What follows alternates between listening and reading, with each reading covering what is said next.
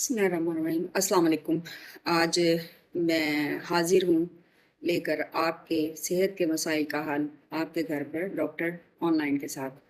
आज का टॉपिक कल के टॉपिक की कंटिन्यूएशन है जो कि डायरिया या गैस्ट्रोएंटेराइटिस था और आज हम डिस्कस करेंगे कि अगर किसी को प्रिवेंशन करने के बावजूद अगर डायरिया हो जाता है तो फिर आपने क्या करना है।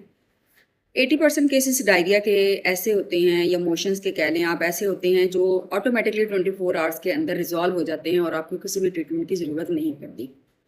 लेकिन अगर आपको बिलफर्स मोशन डेवलप हो जाते हैं या आपको डायरिया जो है वो हो ही जाता है तो आपने जो मैयर हैं जो पहले आपने ऑप्ट करनी है, वो सबसे पहली मैयर वो आपने ओआरएस वाला पानी जो है वो फ़ौरन ही आपने शुरू कर देना है, ताकि आपके जिस्म में नमकियात की कमी ना हो। ये उस सूरत में है अगर आपको लूज़ वाटरी स्टूल आ रहे हों। अगर आपको कोपियस वाटर स्टूल के साथ नहीं आ रहा तो आमतौर पे ओआरएस की ज़रूरत भी नहीं पड़ती, लेकिन बैलेंस्ड जो है नमकियात के लिए ओआरएस जो है वो इस्तेमाल करना ज़रूरी है। उसमें यह है कि एक तो हम पानी बॉयल कर लेते हैं, उसको छान भी लेते हैं और फिर ज़ाहिर है कि उसमें नमकियात भी शामिल हो जाते हैं। तो ये तो है एक कॉमन किस्म का डायरिया अगर हो तो आपने क्या करना है, जो कि सेल्फ रिजॉल्विंग है। लेकिन अगर डायरिया परसिस्ट करता है तो आपने उसको घर में ही ट्रीट करना है अनटिल एंड अनलेस आपको बुखार ना हो, डायरिया के साथ उल्टी ना आ रही हो या आपको मोशन के साथ खून ना आ रहा हो। अगर इन तीनों अलामात में से कोई अलामत साथ नहीं है तो फिर आपने डायरिया को घर में रहते हुए ही ट्रीट करना है। और उसमें एक बात आपने याद रखनी है, फ्लैजल डायरिया का इलाज नहीं है। हमने देखा है अक्सर लोग आते हैं जी फ्लैजल की गोली घर से ही लेके आए हुए थे, अभी डायरिया शुरू नहीं हुआ, एक मोशन आया घर में और फ्लैजल की गोली ले लीजिए, हम फ्लैजल की गोली लेके आए हैं। तो फ्लैजल डायरिया का इलाज नहीं है, फ्लैजल आपने बिल्कुल नहीं लेनी।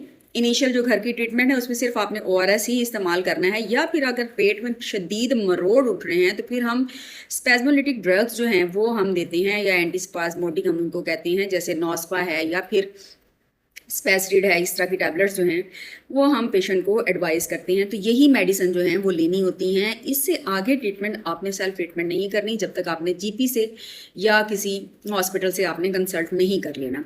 ठीक है, तो ये आमतौर पर ये मेडिसिन लेने से ही अक्सर डायरिया के केसेस जो हैं वो सेटल डाउन हो जाते हैं।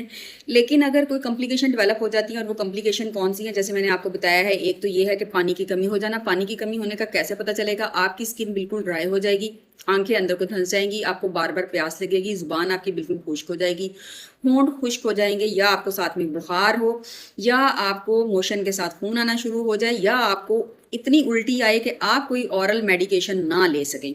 ठीक है, तो फिर ये अलामात जो हैं वो इस तरह की हैं कि जिस सूरत में आपको फ़ौरन हॉस्पिटल जाना चाहिए। अब इस सूरत हाल में, अक्सर सूरत हाल में क्या होता है कि आपकी जो बीमारी है वो ओपीडी के केस के तौर पर ट्रीट हो जाती है।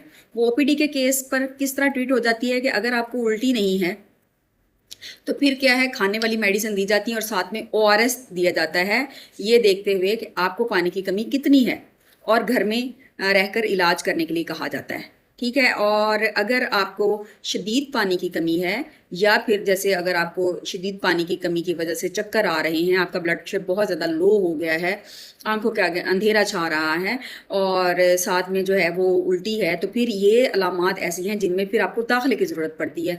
फिर आपकी पानी की कमी जो है वो ड्रिप्स के ज़रिए से पूरी की जाती है। आपको बुखार के लिए और आपको डायरिया के लिए एंटीबायोटिक जो हैं वो शुरू करा दी जाती हैं। तो फिर ये सिर्फ एक इंडिकेशन जिसमें बुखार का होना, ब्लड प्रेशर का बहुत ज़्यादा लो हो जाना जो कि पानी की शदीद कमी की वजह से होता है, ये, और उल्टी का बहुत ज़्यादा होना कि आप कोई भी चीज़ मुंह के ज़रिए से ना ले सकते हो। ये 3 अलामात हैं जिसमें हम मरीज़ को दाखिल करके इंजेक्टेबल एंटीबायोटिक और इंजेक्टेबल जो है रीहाइड्रेशन थेरेपी जो है वो हम पेशेंट की करते हैं।